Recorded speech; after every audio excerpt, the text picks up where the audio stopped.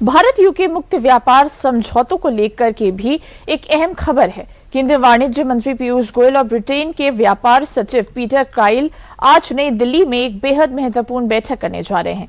इस उच्च स्तरीय बैठक में दोनों ही नेता मुक्त व्यापार समझौते के क्रियान्वयन की प्रक्रिया और इसे जल्द से जल्द लागू करने की अंतिम रणनीति पर सीधे चर्चा करेंगे।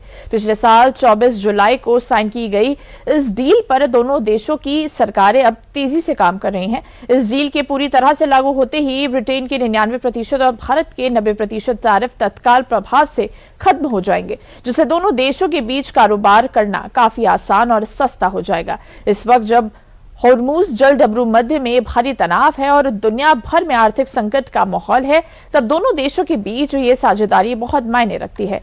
अपनी इस यात्रा के दौरान ब्रिटिश व्यापार सचिव आज भारतीय और ब्रिटिश उद्योगपतियों के साथ भी एक विशेष बैठक करेंगे, ताकि इस व्यापार समझौते से जुड़ी तैयारियों और भविष्य की संभावनाओं को अंतिम रूप दिया जा सके।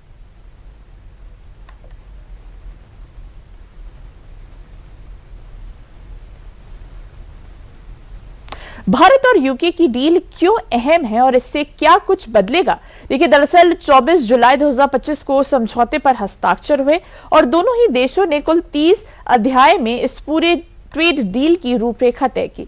नई दिल्ली में दोनों देशों के प्रतिनिधि मंडल आज मिलने जा रहे हैं। ब्रिटेन के व्यापार मंत्री और पीयूष गोयल के बीच ये बैठक है और इसका उद्देश्य ये है कि जल्दी से जल्दी जो भारत यूके के बीच जो ट्रेड डील हुई है उसको इफेक्टिव किया जाए। $56 बिलियन का जो व्यापार 2030 तक उसको दोगुना करने का लक्ष्य निर्धारित किया गया है और निर्यातकों के लिए इस डील से कई नए रास्ते खुलने की उम्मीद है।